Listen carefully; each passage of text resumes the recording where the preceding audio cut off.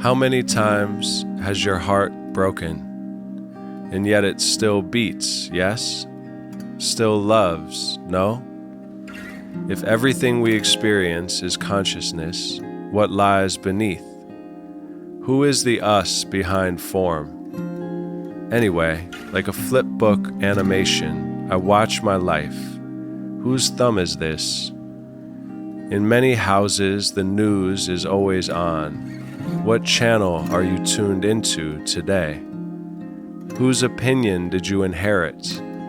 The gravity of grief quiets my chatter, and at the bottom of my well, I meet a child in my heart who can't stop grinning.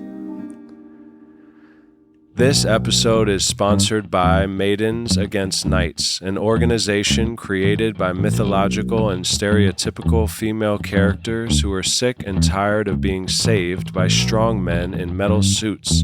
And most of all, they are horrified that dragons are being killed in their names. We love dragons. Dragons are sweet as puppies.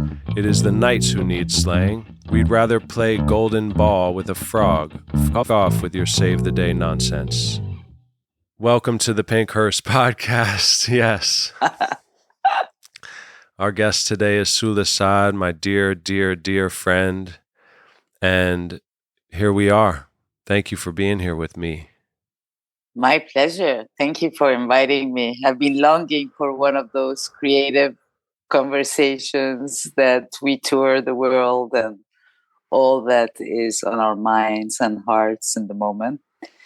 Especially that we've been quite separate for a while, not really at heart, but, not sharing as much of these creative moments, spontaneous creative moments and following each other's life, but always retrieving you on every frequency. And just this beautiful poem you shared with me is something I so resonate.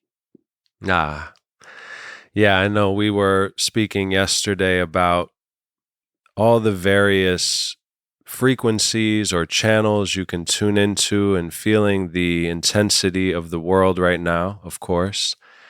And beneath it all, more than ever, I've felt this child who can't stop grinning, who is excited somehow. And of course, I feel the humanness and I feel the confusion and grief, but the essence feels like joy. And I don't know if that's because I'm excited to witness the unveiling in all the forms of what lies beneath. I don't know if sometimes when things heat up in such a way externally that it reminds me of my eternity. I was telling you about the telepathy tapes, which I can't stop talking about. But yeah, so today, how are you? Where are you as we enter into this flow? Well, there's a part of me grinning as well. I am in the hills above Beirut, and it's been probably the most intense 4 or 5 months, going, the whole range from like war and being bombarded every night and into a new year where it seems like there's a light at the end of the tunnel and a political solution and a new government and things we've been waiting for years. And it's really irrational optimism that makes me grin, because it's not like there's anything concrete on the table. We've just been in such an intense storm. But then right after that, as things were easing and pacifying in this part of the world where I was born, my sanctuary in Southern California was like burning, and all these hills and all my community and friends and family of friends were fleeing. So it's just been such an intense 4 months, because both places that mean, a lot to me, in terms of sanctuaries to something very precious, We're completely shaken and been through a transformation because I'm like trying to look at it through that prism, especially the fires in California, that it's a period of transformation. But the intensity of it all and the acceleration, I don't know if you are having that same sense of acceleration, combined with definitely a sense of huge truth being revealed on this part of the world as well.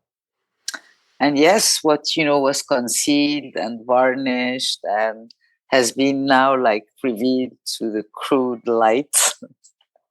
And I'm also, part of me is more at ease with that than always this hidden conspiracy agenda. We kind of now see clearly what we're dealing with. Yes. And I think you mentioned, and I'd love to hear, really, this is an excuse just to hear from you today. Like you mentioned, we haven't connected consciously in a while. But we're always connected, as we find in the synchronicities and deeper levels. But you mentioned, in relation to my point and experience of political situations on this side of things, which can feel so idiocracy, if you're familiar with that movie, ridiculous, amplified, comically horrifying, and then simultaneously the biggest podcast being the telepathy tapes revealing this somewhat suppressed community information of autistic nonverbal children who are finally being amplified, their voices, and disclosing this truth of how they're telepathic and other realms and things that the mystics and my inner child has been babbling about forever. You mentioned there's a similar juxtaposition of some sort. You'll speak to it, but a resolution in Lebanon, but also a simultaneous militia, I believe, or some sort of tension. If you care to speak about that, I just think the specifics don't even really matter. But I just noticed that everywhere right now, these polarities that are getting so distinctly shown. And I think about, okay, if polarities point to the what is it? It's basically the polarities are pointing toward their opposite or the union. So the polarities are the symptoms that keep occurring or recurring in order to point toward what we need to do, which is the third, which I think is inside perhaps. And if our literal external lily pads, whether we call it country, body, home, any form of materialistic security that we identify with, the more that gets pulled away, hopefully we're being invited into the only thing that ever really matters. Bear's belly, who I'm sure my dad has told you about, if you're familiar, he loves Bear's belly. I love Bear's belly. Said something that the strongest person in the world is someone who has had everything taken away, because then they're only left with spirit, and spirit is the only true power that anyone actually has. So I'm just thinking about all those and curious about your experience of that and the recalibration, constant. Yes, Yeah. definitely. I have to say, having been, stripped many times in my life and having to flee and recently being reminded of that, because although I did not have to flee this time, I did find myself in an exile of people that had left the South very early in the morning. And so the distance that usually from my mom's place to my place would take me 7-8 minutes took me 3.5 hours. Wow. Among cars packed with 12 people and all their belongings. The looks on people's faces were just amazing. And somehow, I relived all my feelings, all my past things popped up as if I was like revisiting them. And how at the end of the day, how interesting, of course, in retrospect, I'm talking from 50 years later, you see how you fall back on your feet and you recollect stuff and you rebuild and you readapt. And I mean, especially here, readaptation is in Lebanon like a key word. We're all so keen to adapt and adjust them that there's almost no processing anymore, because it's like immediately the instinct to rebounce, rebuild immediately, without really taking it even in and realizing, whoa, what was that about? And we've been living so many of those. And recently, the film that I've been recently doing touches big time on that, because I filmed the two closest neighborhoods to Beirut port, which was devastated by a huge explosion. I think the third strongest non-nuclear explosion in the world, and stripped 300,000 people from their homes. I mean, they were in 30 seconds, 300,000 people were homeless. It was devastating things. And how do people, in an absence of state here, as we have been living, respond to something like this? I was asking myself. I mean, it's one thing when or how you deal with it individually, but then when it's like all these people around you, although it did not happen to me during that explosion either, I also felt I was experiencing it through these people. And yes, indeed, the spirit that prevailed in that moment. And although it was not a really nice sight of going amid ruins and destruction, and to see people fleeing into these neighborhoods to be there for other people and to see what they need and to help them with the rubbles and to just be there helping them was like an extraordinary uplifting scene. And I believe that the power of spirit turned the situation around and gave something to these people that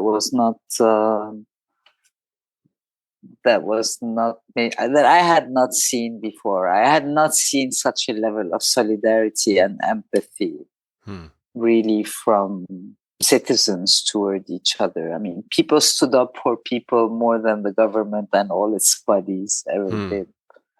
And that's the power of spirit. So yes, I resonate big time with what you're saying.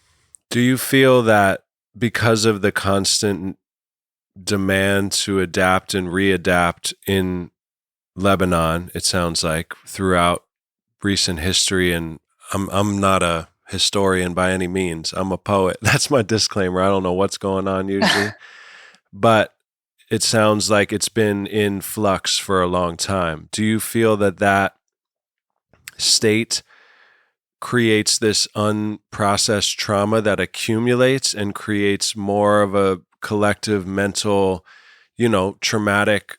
Yes. Or do or do you feel that the experience you just described has an effect on some people that might bring them closer to the essence of reality, the bear's belly idea, and maybe enlightenment, which is what I'm after? Like, what is that line between being unable to process things happening so fast, but also maybe that coaxing out a deeper piece?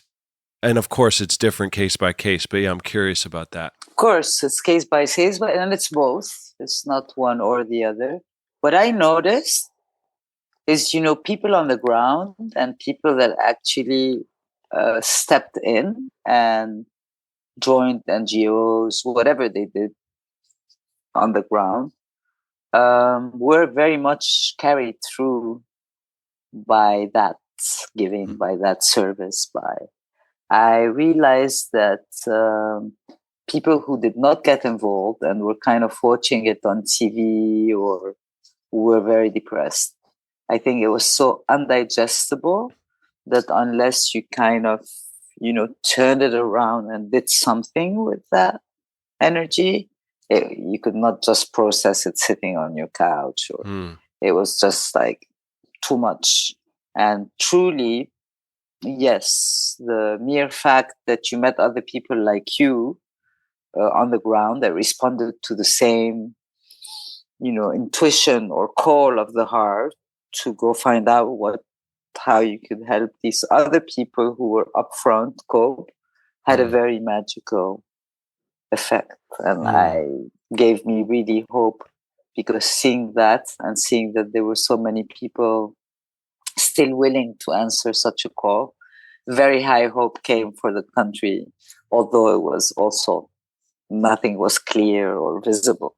But I thought with that level of presence for one another is already the ingredient needed for a community to be able to survive.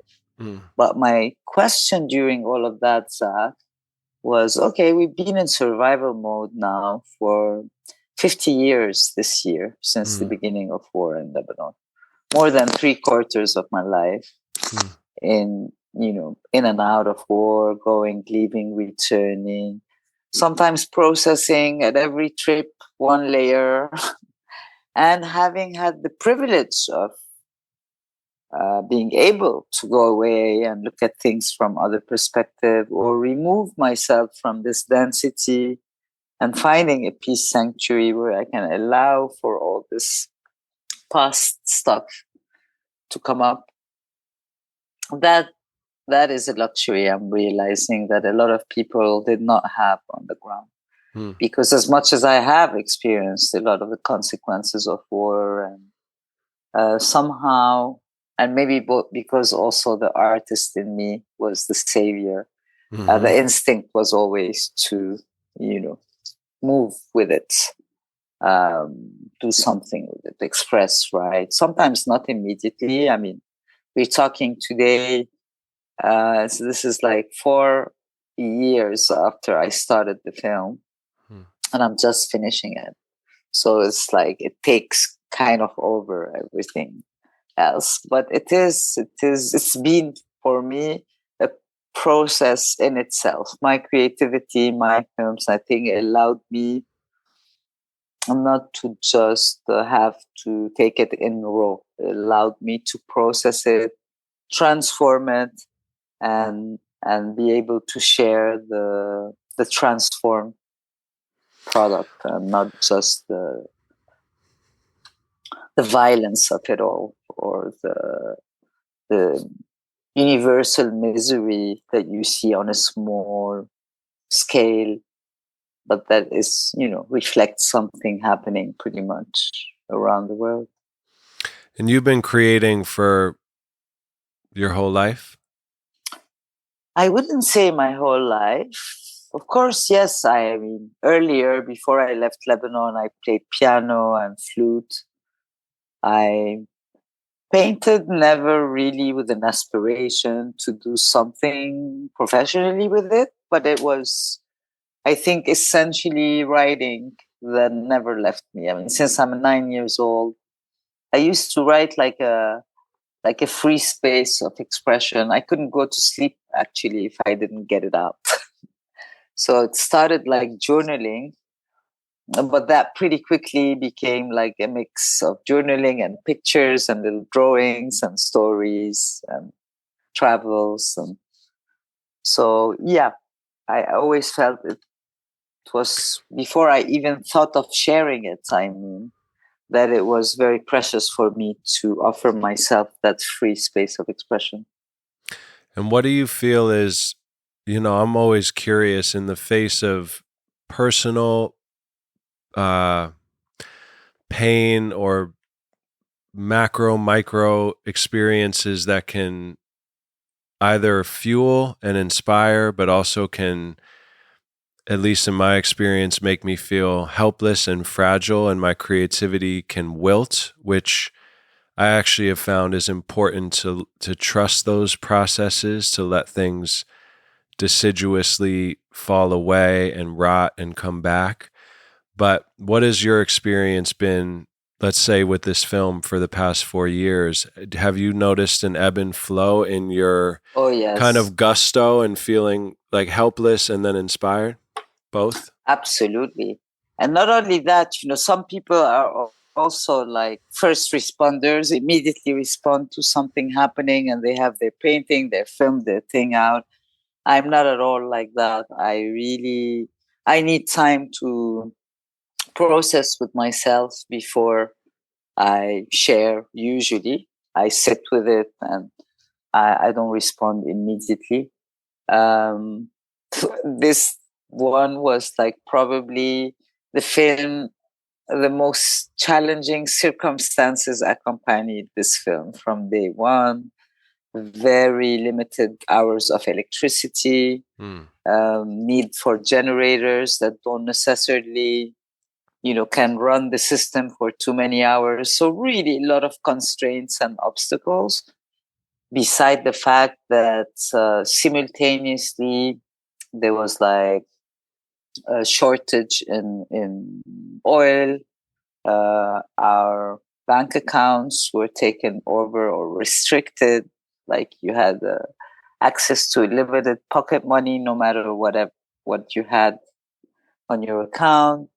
A big economic crisis, and then in the last year, the war, which the next door war, which ended up spilling indoors until So always in a very turbulent um, environment. And in a way, it's a blessing to have something to get back to and focus. But sometimes it's just impossible to focus, and for months. I mean, I was finishing the film under the bombs, and I was listening. I remember with these headphones to the wave file, to the soundtrack, and I'm like, jolted by bombs that I'm feeling because of the windows shaking. So very difficult to focus. Circumstances that make you feel that what you're doing is already obsolete because there's the next thing and the next thing and the next war that took place, and so you always feel like, is it even relevant that I'm telling this story at this point? But I do trust when something grabs me. I mean, I never sat and decided to make this film. And like I shared with you previously for the last one on Beirut, Beirut has a tendency to grab me like that and organize its big events when I'm here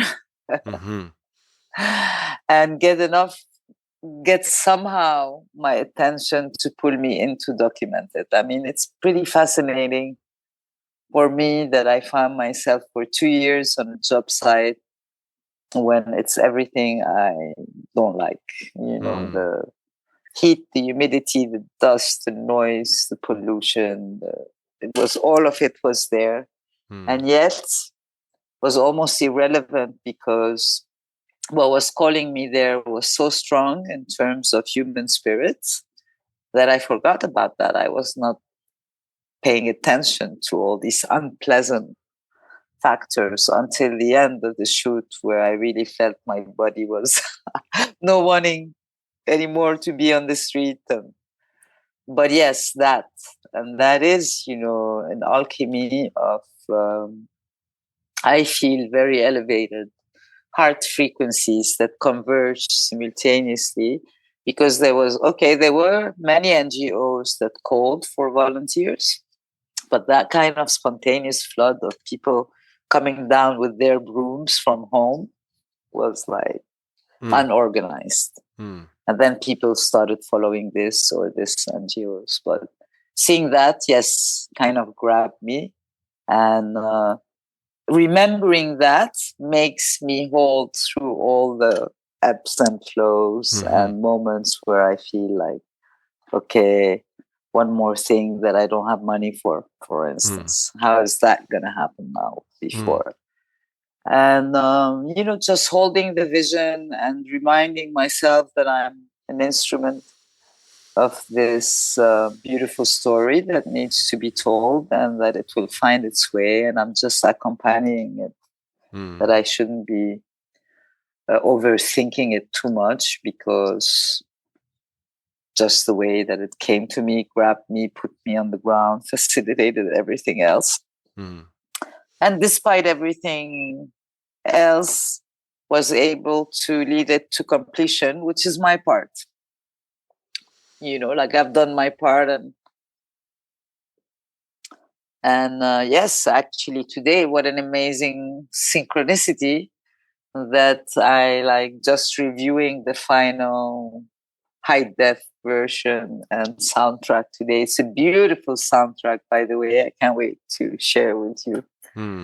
The music is, for most part, the work of Lebanese musicians and local talents that I met on the ground in these last 4 years. And also thought how extraordinary when you are in like war zone and atmosphere to be composing music. And it reminded me a little anecdote that I like to share with you. Before I left Lebanon during wartime, one of my friends was stuck at my house, and there was no electricity, so we were on candlelight, and she was tuning the guitar, and I was recording because I knew that a new song she had composed was coming out. And then they started shooting around. And so we heard in the back this, so I put the recorder off.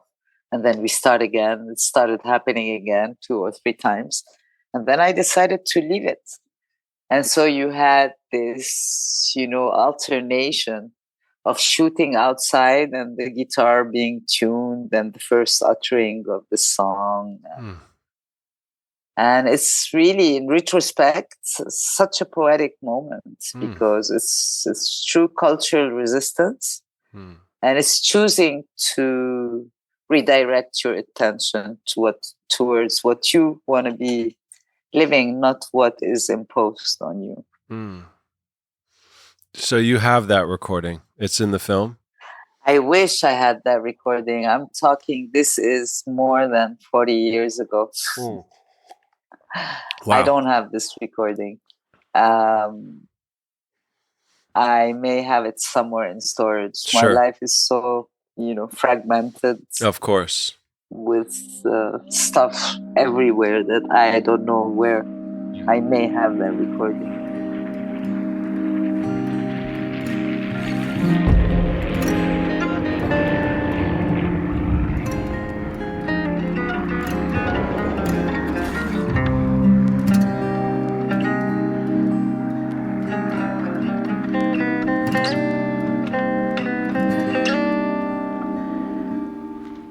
All these things we create, all these calls where we're called forth, and then it's up to us to respond. And you and I both seem to dive headfirst into the responding. Not headfirst, like you said, you meditate, but we are pulled to continue with our kind of optimism or inspiration that might not have any logic really grounding it, but we are. And all these things we create are, for me at least, snakeskins in that regard, that they get left behind. And yet I'm putting so much into each one, and it feels so alive, and then I let go. So I'm always dancing with this. Like I wrote in the poem, if everything is consciousness, if reality is even generated by the unconscious, perhaps, as Carl Jung spoke about. And I love the idea that the unconscious is not unconscious, but we call it that because we're unconscious of it. And in fact, it's more conscious than consciousness because it's generating everything. But wondering what is beneath that? Who is the me beneath that? I'm never satisfied when I listen to the art that I made, that I put so much into it. And over time, that's become okay for me, almost like a mandala practice, but it's also felt devastating because I feel like I'm looking for something in the art to soothe and satisfy, and it does in the process, but the result feels, when I go to it to try to drink the elixir, the nectar, as if it could, like a medication, and it falls short. And then I wonder about, I think I posted something yesterday from Yeats where he says, I am looking for the face I had before the world was made. And I think there's something about my creative journey that's related to that search for the essence of myself, the essence of reality. This isn't a question, I'm rambling obviously, but I'm also now curious about this journey for you as an artist, these forms that we shed, we pour ourselves into. Have you felt, especially in your circumstance, I've never felt very identified with a country. I am grateful to live here where I've had more freedom, I would imagine, than most people. And yet, I've never identified with a flag. I've never identified with country. And you're a Yeah, lot in a of, way yeah. I relate personally. I relate with you because having left my home country, which maybe back then I identified, probably before I knew everything else. But here, actually, it's very interesting. If I am to compare, because I truly, like you, I think, I feel more like a citizen of the world. And for me, connection doesn't come through color, religion, same nationality. None of that matters. As a matter of fact, I can connect very deeply with people. I don't know their name, their age, their even age, actually, because I noticed that the span can go from 2, 3 year old to 100 and for the same way. And that's the truth. That's the truth of our being. And, I resonated deeply with what you were saying in terms of letting the space for that unconscious to be expressed, or for that thirst to be quenched. And I found myself specifically this year painting a lot, especially during the war, where I was not going out at night. I would be back home by 4 if I had to be out. I worked from home. Essentially, I didn't like to be on the roads because there were cars being droned on the road that I take home. So it was kind of a really funky situation. And painting, I realized, because it's not scripted at all in my approach to it, like a film or other things I toy with, is a very much exploratory blank page for my unconscious and what wants to come out, because I never go to a canvas with the intention to do something. It's more like a need to just be in that space with the brush rather than on a computer, So putting music and tuning myself into that kind of more sensorial for the night, and then starting to play with colors and seeing colors take shape, and that shape triggering an idea, and almost discovering what wanted to come out of me, and maybe never feeling yet satisfied or fulfilled yet either. But because I think that whatever we've been producing so far, and even if you look at the all mandala, it remain fragments of what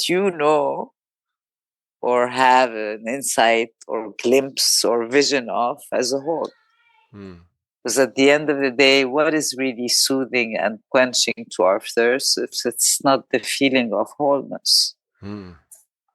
Anything short of that is really, not enough or too much, or I feel that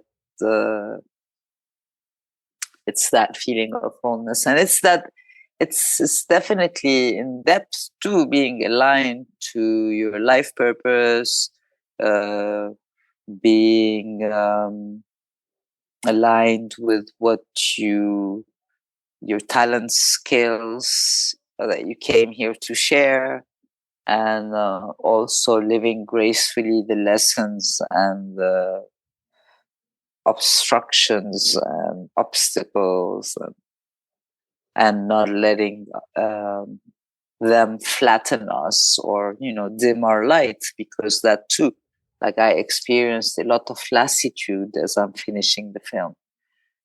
Like, yeah, it's a relief, I'm glad I'm finishing, but do I have the energy to launch it now? I think I need like a restorative phase before I can find that. So yeah, it's also pacing ourselves through the process to be able to achieve, especially when we're working on long-term visions and projects, without burning out.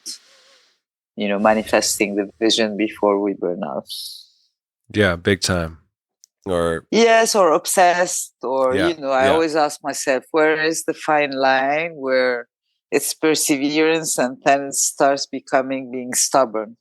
totally. And which makes me think of, I wanted to talk a little bit about Honor the Moon, our project that we worked on with Taylor, who is no longer in a body. The magazine where we brought together voices of women from around the world, paintings, writings, all sorts of beautiful stuff. And we have that accumulation in a vault somewhere, and I have faith that it'll start to come out in some capacity. And I also like the idea that everything created on earth is eternal and documented in the vaults of heaven or another realm or Akashic records. So either way, it's going to do what it does. But I do find something on the note of wholeness and balance. And then that makes me think of the masculine and feminine, externally and internally, and how I was talking yesterday about Lilith, one of my favorite beings. And if you're familiar, she apparently was the first woman, and then she wouldn't submit to Adam. And so then Eve was made from the rib so as to be more, I don't know, docile. And Lilith then becomes this repressed kind of embodiment of a dark, beautiful jaws of creation energy that, for better or for worse, I think for worse in the long run, but it's all an experimental, game, I would imagine, of God understanding God. We've come to this point where everything is illuminated, and in its illumination it's kind of like a fluorescent illumination. There's a blindness, an ironic blindness, more so than in the mystery and the darkness. The more we have access to information, somehow the duller our brains become, it seems. So yeah, that if we're here potentially to do many things, I imagine, play around, but to bring wholeness, and that begins with in ourselves and the alchemical wedding. My dad often would kind of tease that he thinks maybe there's only really one man and one woman on earth, and they really just have this kind of ancient bicker. And the ancestors and all the ones who aren't in bodies are just like, come on, y'all, like we need to work this out, and it does kind of boil down to that, it feels sometimes. And the Yes. creativity, I love what you said about that very nuanced line. I actually took 8 months off recently from everything other than being a dad and being present. Alcohol, anyway, completely sober, was offline, and was ready to kind of completely let go of my creativity because it had become so tangled in the 13-year-old me who reached a peak of depression, and September 11th being my first day of high school in New York City, that I realized that the enmeshment of survival, reaction, fighting, martyr, trying to just paddle, like I was getting hit by so many waves as a sensitive being, that people would say, "Oh wow, you're so prolific," and it was like, yeah, because each creation is to some extent a desperate attempt to survive, and that became unbearable, and it had poisoned the energy body of the art. The art was still beautiful a lot of the times, I think, there was pieces of truth and beauty in it, but it had become corrupted. And it's such a fine line, like we said, whether it's this show, which is an excuse to connect, but obviously there's the human side of being a dad, being a husband, being a person, trying to make your way in the world. My gifts, my talents are XYZ. It's almost inevitable that some of those wires don't get crossed, but always trying to come back to the wholeness, to the deciduousness.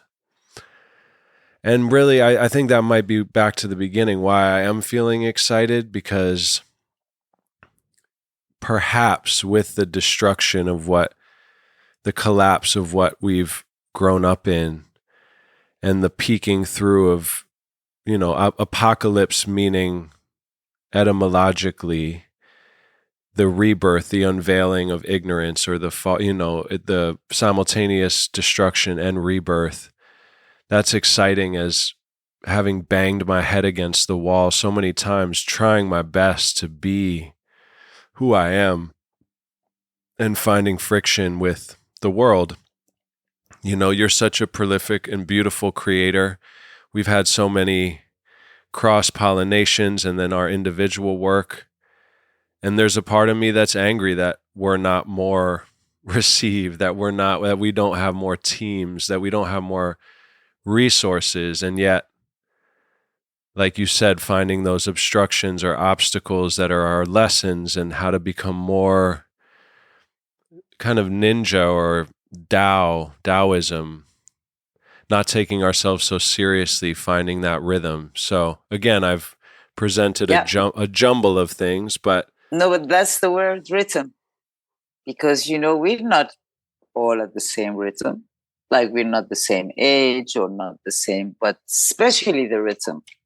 You have late bloomers, you have, you eager at 13, 14 to put it all out. You have cycles in your life where you put it all out, and then there are maybe years where you're just taking in impressions, but nothing yet has cooked together to bring out the dish. So it's a process, and I think the grace to accompany and be aware that every project has its own rhythm changed a lot my life, because it took away the frustration that as creators we want to impose on a project, like, I'll finish it by June.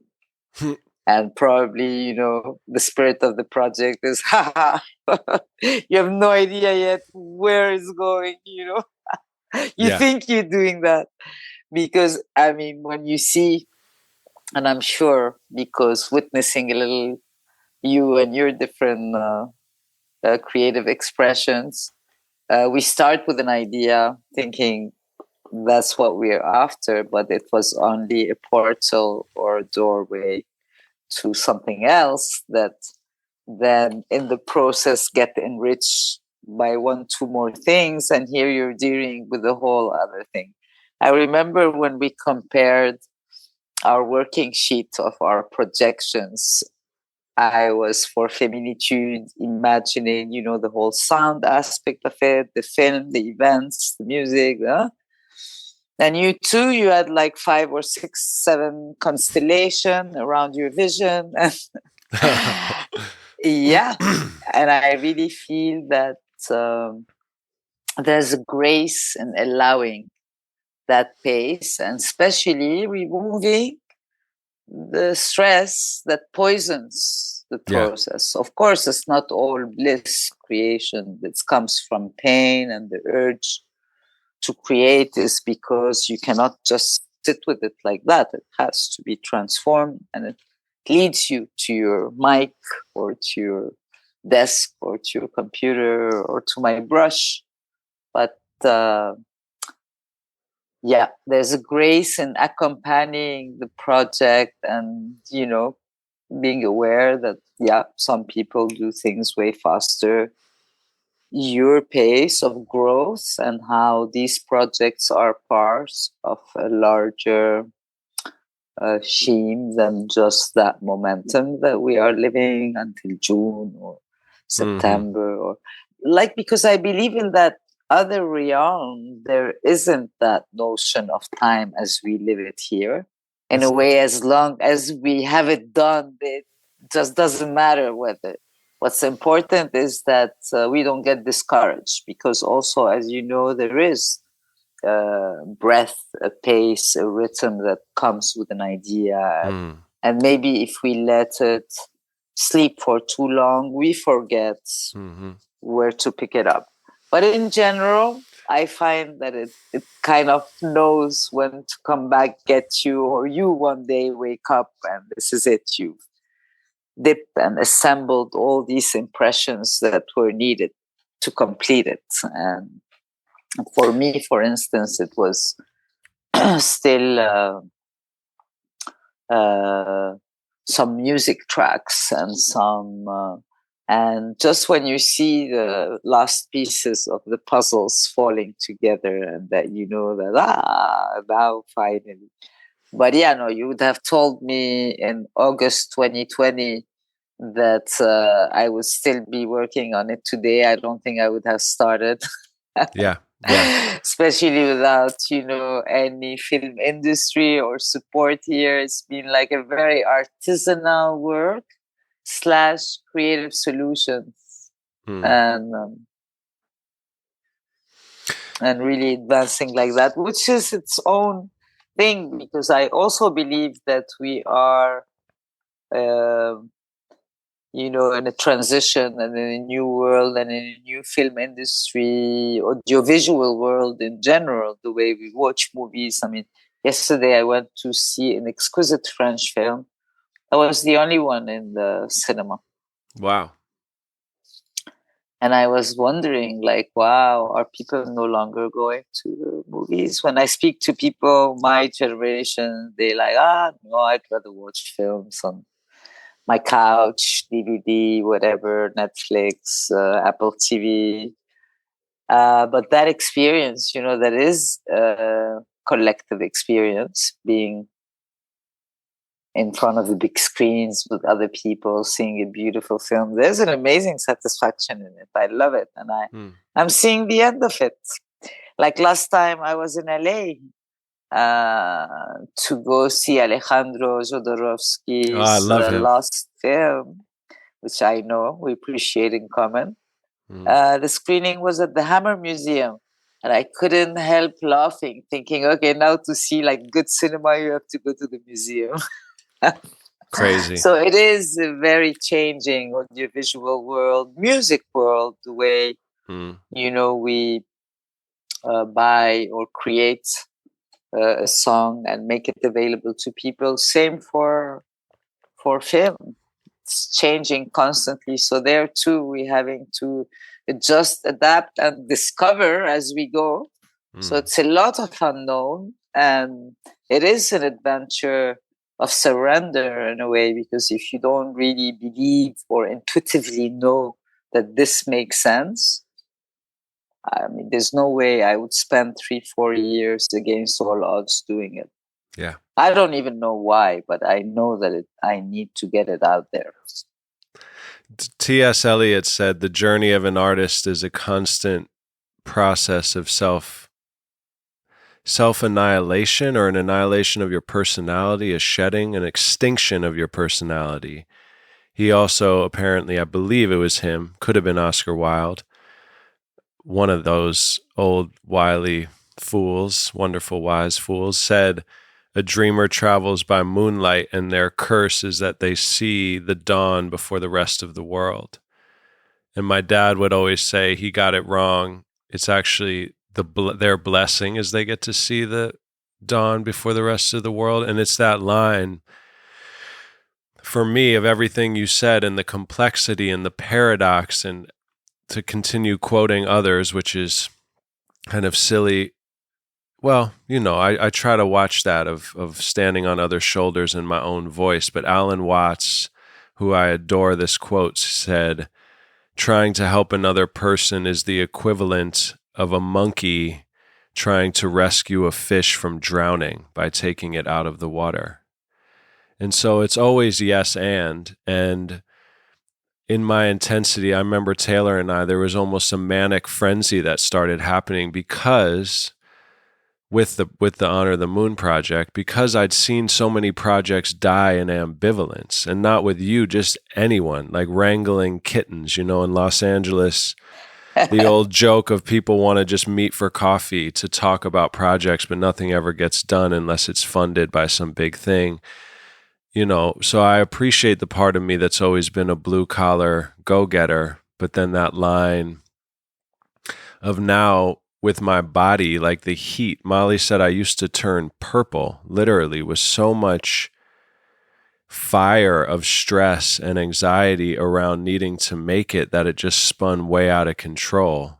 But I needed to go through that in order to come to this place where I can feel so sensitively the difference between when I'm out of the flow that is so peaceful and joyful, no strings attached, but it can be precise and, I pounce and I do what I need to do, but I hold it lightly. And that line between having your identity dangerously overcoupled with your creativity, I've noticed that where my joy or my depression is hinged upon how my work is being received, that's not a good place to be in my experience. That's not good. The art for me has to be this thing here, and then my piece is over here. And on that note, yesterday I'm at the dog park with Juju, and Molly and Rocker at the playground. I had done a podcast earlier in the day. I was feeling a bit inflamed. I've actually felt kind of inflamed the past week because I played a show for the first time, and watching the joyful, beauty, cathartic, experience of playing this show with actually, if you remember Jake, who goes by Sher, the tattoo artist who is designing Honor the Moon, him and I had a falling out, and this show was our first time back. And then as all these local beautiful people were responding well, I saw this part of me that started to get stressed because I was worried about what's the next show, and oh yeah, this music is really good, maybe I could make a living off of it. And I quickly began to wobble into this zone of taking something beautiful and beginning to want something from it, and I'm so grateful that I was able to see it. And apparently astrologically, this past week has been about dredging up old wounds again to cleanse them and to get them out.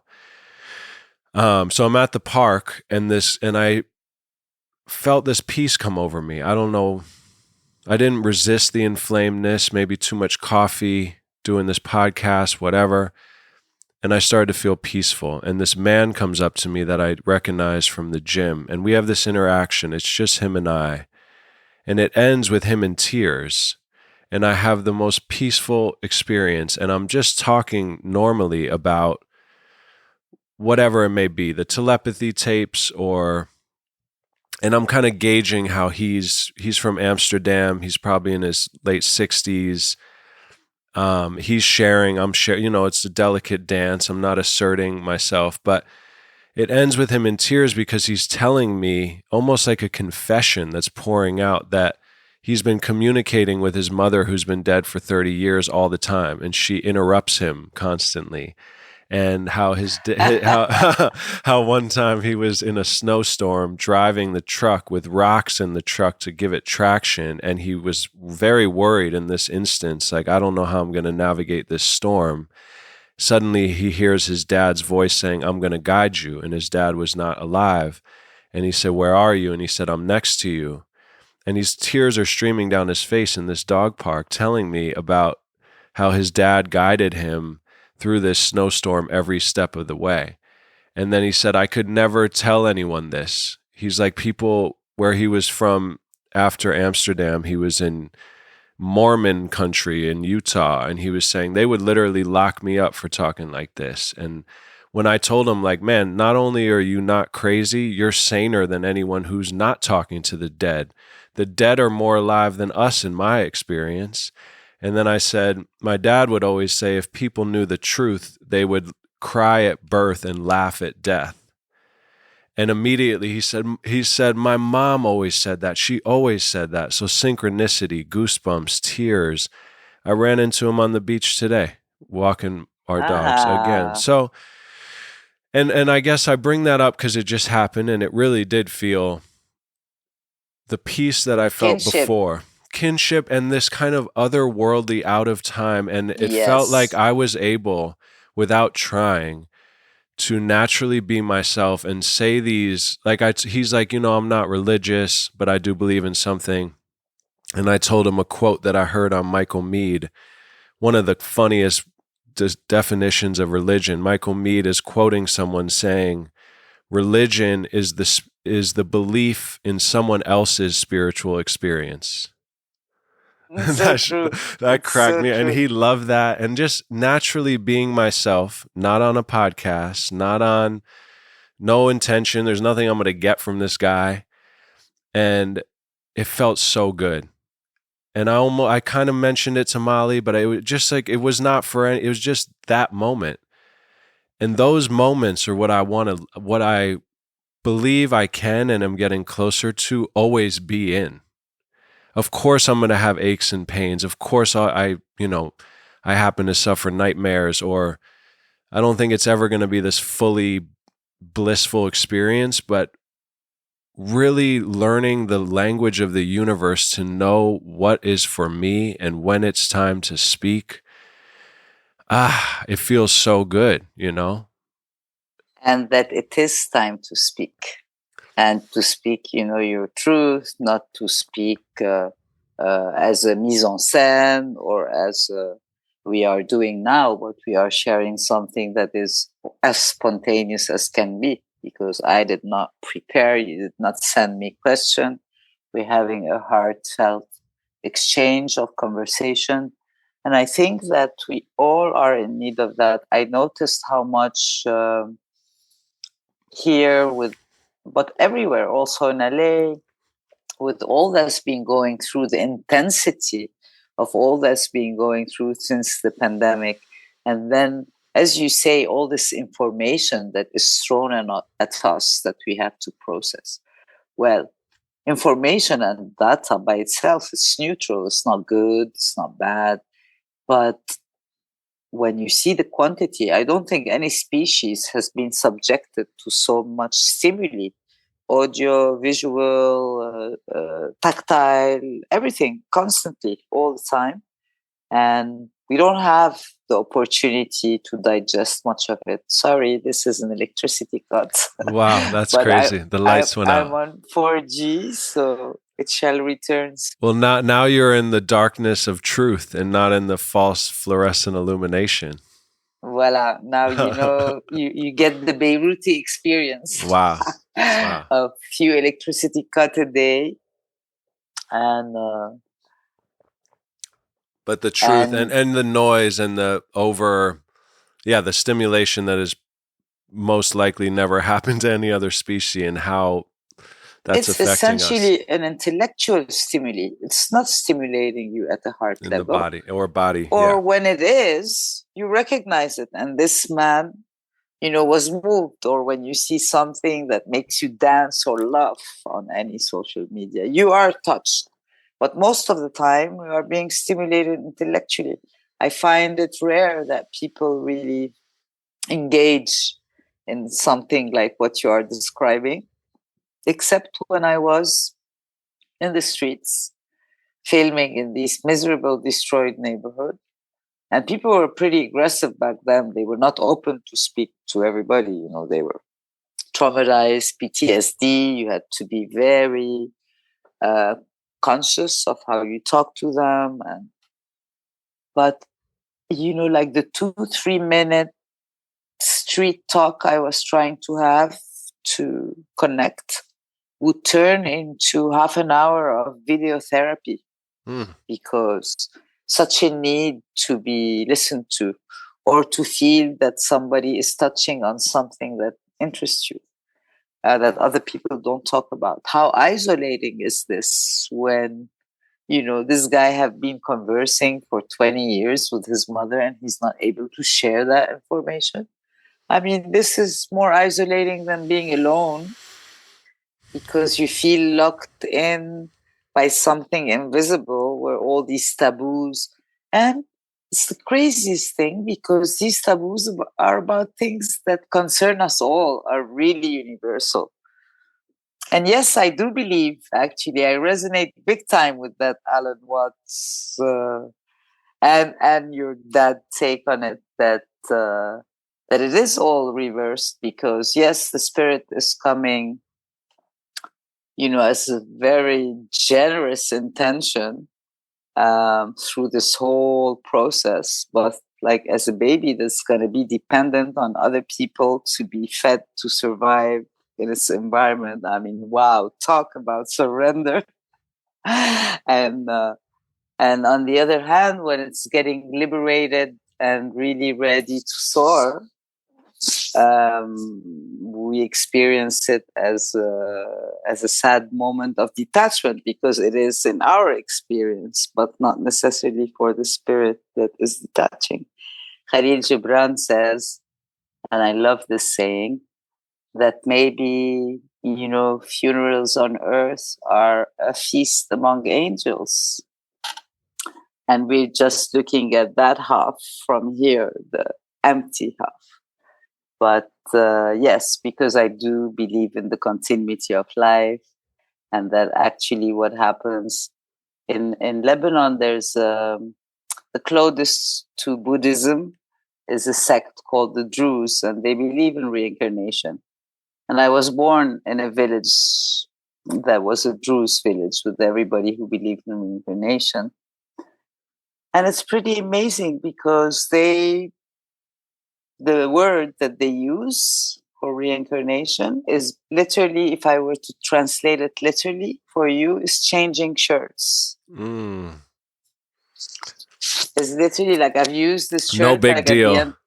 At the end of the day, you put your shirt to wash, for them it's changing shirt. This one served its purpose. Now I'm getting an unwrinkled one. And starting different. So at that level, what would prevent us from that communication except the belief that it's finished, it's gone, what's not visible doesn't exist, all this thing that we were injected, I have to see it to believe it, all these proofs and rational, that spirituality have made discoveries years before science was able to prove it, but we did not go by it until we had the scientific proof. That reminds me a very funny image that my favorite shaman used to use, saying some people, when they have an angel experience, they want to keep a feather to frame in their living room as proof. So they don't question it the next day. Was it really an angel? Totally. Because of course we all have, when it's not something we can grab and hold on to, we doubt it. But I've had experience since my dad's passing that the conversation continues and the love continues to flow. And there are like little signs here and there. And I'm even convinced, I can tell you a quick one related to this film, because it occurred to me the very first day I went down with my camera. It was not the next day after the explosion. It was 3-4 days later. I found myself in my dad's neighborhood where he grew up and where he went to school and where he lived most of his life. And I thought, how odd that I'm here filming in this art house right next to... Could it be that he wants me to do this? I asked myself, and then I'm like, Soula, how you like telling yourself these stories, right? And I was going to interview somebody who called me to say he was going to be late. So I kept strolling in the streets and zooming on old buildings. And suddenly I see a plaque in front of a falling down old house. And I zoom onto it and I read my father's name. Mm. I was like, okay, ooh, goosebumps. Name Wow. of the building. Crumbling sign, and I didn't even get close, but I was zooming. So I leave that dead end street, and I'm like, again, is this like, am I really, wow, am I like manifesting this? What is this? And I see an old man standing on a balcony, like really a poem, because he was in a small old house surrounded by now tall modern buildings, like maybe one of the old houses, only left old house. And I wanted to film him, but I noticed he was looking at me. So I said, do you mind if I take a picture? He said, for who? Who are you? What are you doing this for? And so I strike a conversation. And he said, what's your name? I'm Soula, and you? And he said, what? He had my dad's name. So that was a double confirmation. So see, these I could also doubt and question. But when it came like two back to back, I was like, okay. I hear it. I know that this is guided somehow, and maybe a way, to heal something, because I was never able to come back, live here while my dad was alive. And who would have thought? I would have never thought I would be back living in Beirut all these years later. So there is some meaning that still eludes me I cannot, but I'm telling you the hints that I've had, that all of this makes sense in a larger script that I'm co-writing, but I don't have yet the full. Of course.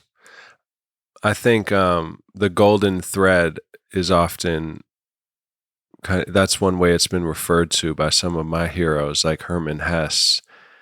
And it disappears and reemerges, and no matter what, never let go of the golden thread, because that's your connection to this place. And a few things it makes me think of.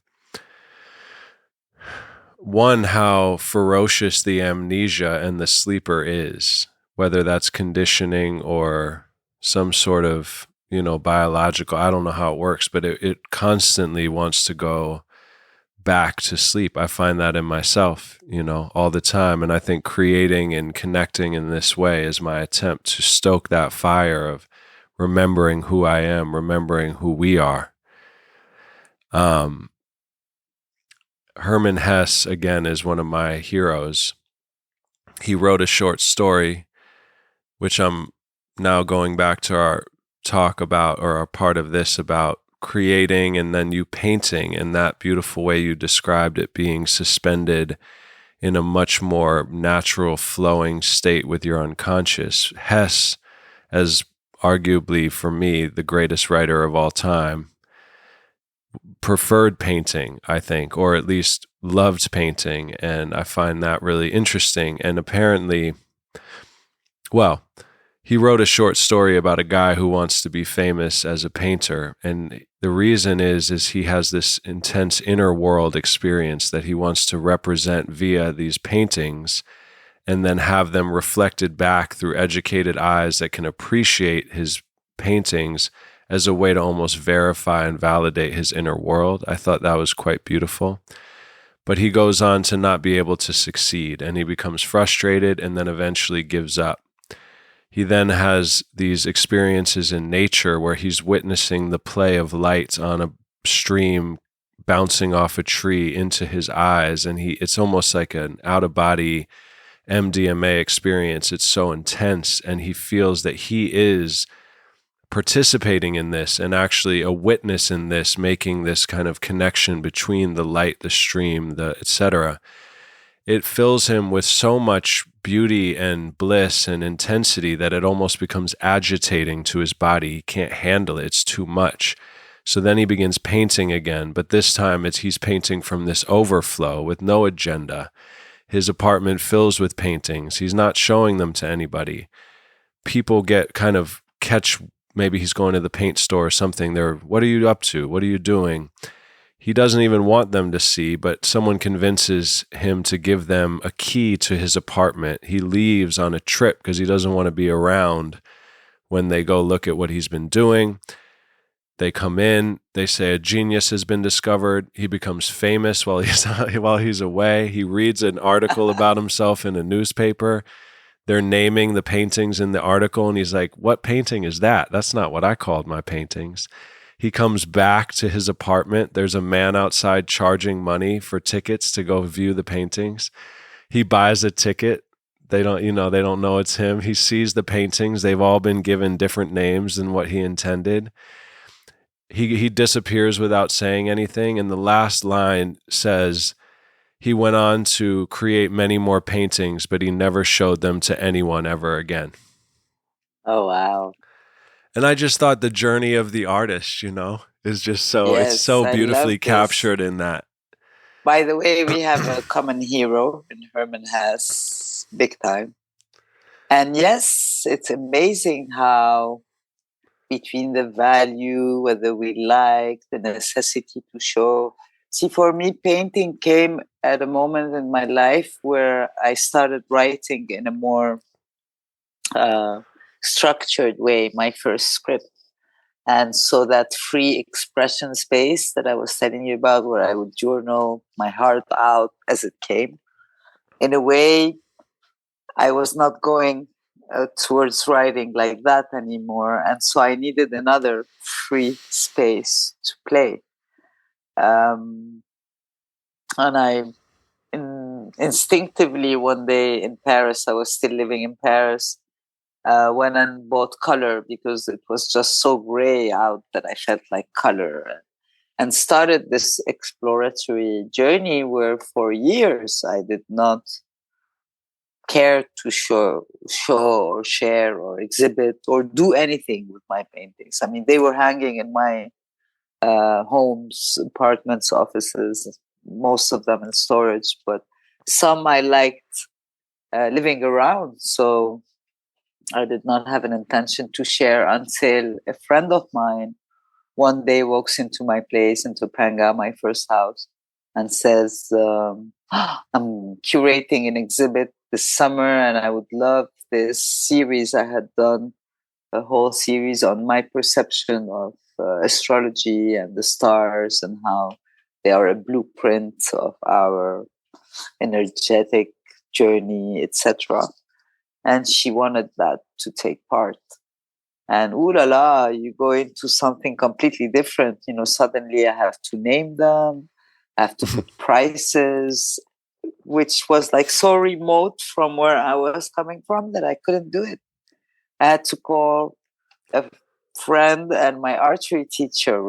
I remember they put the prices and the titles and were asking me, and I was like, "Yep, okay." But I didn't have that recul. Yeah. Interesting enough, in that exhibit where I met people through the work that I didn't know before, something very interesting happened and convinced me of the opposite. Convinced me that it was so interesting, that connection that happens through something, and sometimes not necessarily what I had put into it as much as what the person received from it. That is not necessarily the same. Definitely. In terms of subject or symbol, I mean, of course, the essence is felt. And in that first exhibit, I sold 2 paintings to 2 people because the way they felt it was speaking to them about them convinced me they should have it. Because one of them I had in my bedroom, I did not want to separate from. I did not really want to sell it. So my archery teacher and friend were saying, okay, then put a high price on it so it won't sell. Well, it sold because apparently, and funny enough, when I was holding to it, Fausto was laughing, saying, "Okay, do you have a title for any of those?" I said, "Well, the only one that had a title and was the first in my bedroom was called Letting Go." So he started laughing and saying that I guess you have to let go. Wow. And yeah, it is both. As you said, if you catch yourself starting to cater for what the public wants to see, or for instance, whatever is happening right now, and people start, responding to it, that is reactive. That's not free act. Of course, we respond to all the impressions happening in our environment, but when I started doing the film, I was collecting impressions, but I had no idea I was doing a film. I was just documenting an extraordinary momentum. I didn't know it would last 2 years. I didn't know any of this. So that's what's interesting, is to follow that, because once we start catering to anything outside of that, we corrupt the sacred part of creation. It becomes pornographic, as James Joyce said. Any art that's created with any agenda is pornographic because it's promoting some sort of, fear or enticement or opinion. Whereas true art is meant to kind of suspend whatever it's describing in this frame that liberates the thing into a space beyond definition. Because as I've always recently been thinking about again, but I've kind of always felt this, the moment we name something bird, to some extent, we no longer experience the bird that we see in that moment.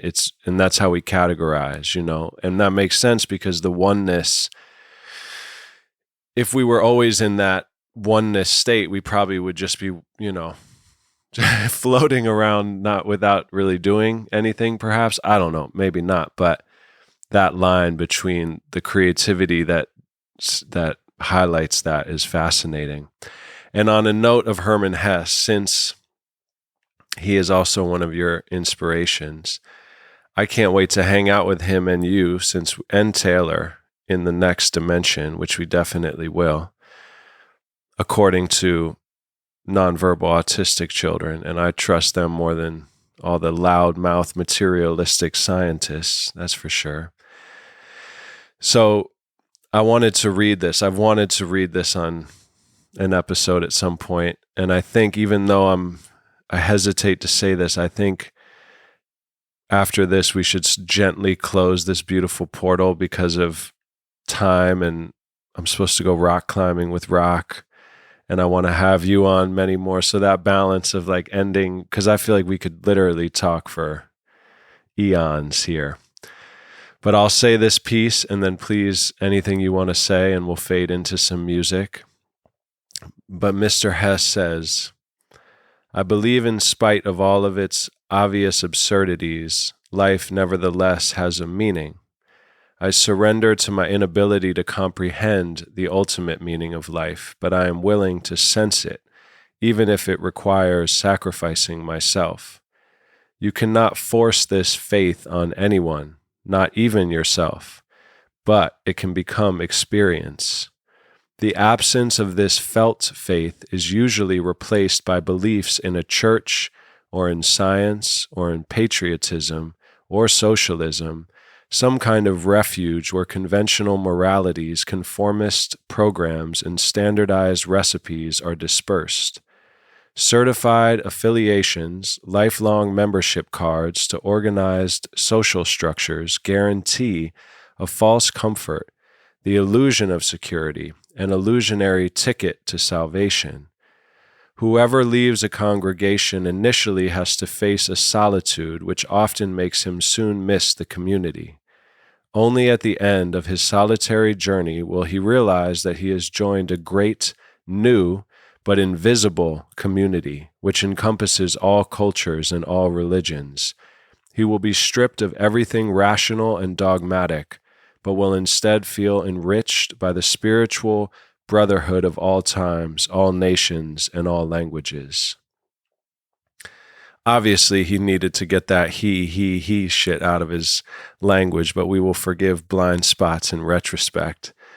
Too much masculine brotherhood. But I love that idea of what it requires to, this kind of in between. I've always felt I'm half awake. Where am I? My soul is, or at least the vastness of what I am, is still somewhere else, and I'm trying to incarnate and become more whole and individuate. And I miss people, and my parents divorce, and I'm always torn. When I'm not there, I'm not here. And I feel this unquenchable loneliness even when I'm with people. The only way is to go in to find that, comfort in solitude, and then you return on the other side, never alone, all connected. And I love that invisible community, and the Rumis and the mystics and the Joan of Arcs, or whoever has laid their lives down for that thing called love. I would argue, to be using a vague word. I want to call this episode Love's Gravity, because there's a song that will play shortly here called Love's Gravity that we just recently put out. And I really think that is the magnetic force that,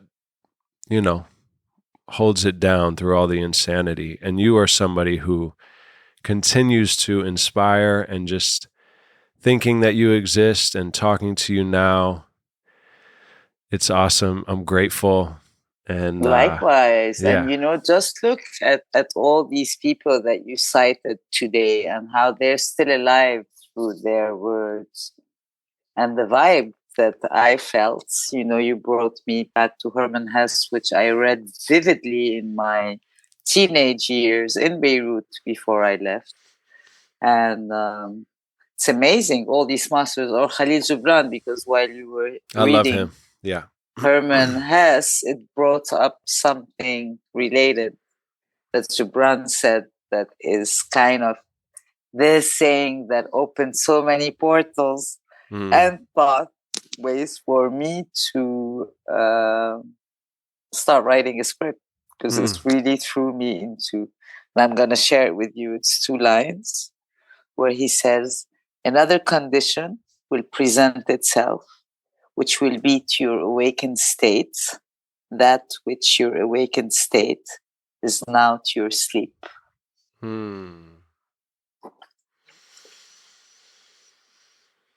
Yeah, exactly. And there's always that. And it's that space, what you're describing is that space when you are still like half in your dream, but you're opening your eyes and you're like in that in between. And we are, I think, constantly, it's a great metaphor for where we are, really, because we are between the dream and the awakened dream. And yes, of course, we long the electromagnetic field or force that is pulling us through is that desire to have it, fulfilled and be both, grounded here and connected to the source, and not have to go back and forth. And all of those ones who were able to, I look at it almost like there's a realm, an inverted realm that you have to go through your own psyche and heart. And there's a gateway, almost a door in each of us that actually opens up like Narnia into a different dimension. And it requires that journey that he said of leaving the congregation, of leaving. I sent one of my best friends that quote. He's also a Hess fan. And he said, I have my non-membership card right here. And I thought that was great, because that's like my dad too, non-membership membership. But the solitude. And what you're describing now actually makes me think of a painting that I did for a beautiful association in Paris that is actually creating creative solutions to help art students and fund scholarships for art students in difficulty.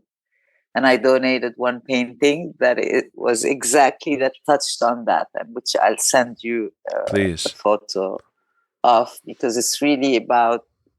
It's funny because it starts with a comb, a golden comb that she imagined like a sunshine shining out, and it was the point of inspiration for all the paintings we did. And it's the first time that I approach a painting not how I was describing it to you. She invited me to play differently. So it started with this piece, and this comb became like this cosmic navigator that allows you, once you go within and connect to your source, to turn and reverse the thing around, and including the painting around, because you can hang it like that or you can hang it like that. I'll send it to you later. Please. Yeah, I mean, I always feel as I navigate, you know, the parts of people who have become, they've become atrophied perhaps, and their identity is now glum or grouchy. It seems to be the dominant type, or pessimistic. And God bless all of us on all our different stages of our journey. But, you know, laughter of the immortals, as Hess wrote about, it seems the farther you get out or the deeper you go in, there is a giggle with all of this, which seems horrifying because of the atrocities or the suffering that we witness here. But perhaps if we are eternal, there is kind of a lightness to the heaviness and this, you know, losing your mind in order to gain your true sanity, which is far beyond this kindergarten experience. To be continued. I'm going to go rock climbing. Oh, yes. I love you. Enjoy. Take me with you. Yeah, I will. Love rock climbing. And please, you know, send me all of the new magic and any projects we will put into the show notes here. And I look forward as we... Yes, I will, because and that you will tell me maybe in the 5 or 6 events I'm foreseeing for 2025, Honor the Moon could, take part in one shape or form. I'll send you my ideas, and beautiful. Please, and enjoy. Taylor's on the other side, so he can help facilitate in a different way, in a a freer way. I'm sure he was with us in the air. I would never forget, these creative afternoons with both of you. It's pure magic. Yeah. It's unforgettable. Same. And I hope to many more. I look forward to many more. I appreciate your time, and to be continued again.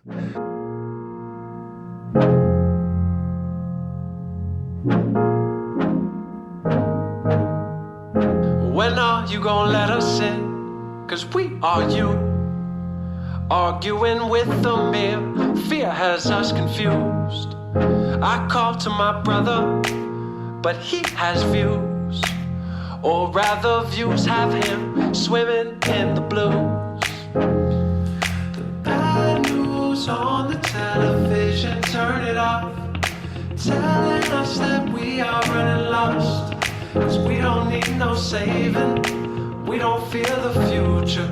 The streets were made for painting, we can change the tune. We let love be the gravity to hold us down through this insanity. We let love be the gravity to hold us down through this insanity. Let's taste our own medicine and not be blind. Lucifer winking while I'm drinking the holy wine. I looked to my mama, but she said no. I ain't your guru, baby, only you can know. These sad stories cloud imagination, shut it down, telling us that we need to be found. 'Cause we don't need no saving, we don't fear the future. The streets were made for painting, we can change the tune. We let love be the gravity to hold us down through this insanity. We let love be the gravity to hold us down through this insanity. Woke up, pen in my hand, let go of all I know. Let love's gravity balance my sanity. Woke up, pen in my hand, let go of all I know. Let love's gravity inside. We let love be the gravity to hold us down through this insanity. We let love be the gravity to hold us down through this insanity.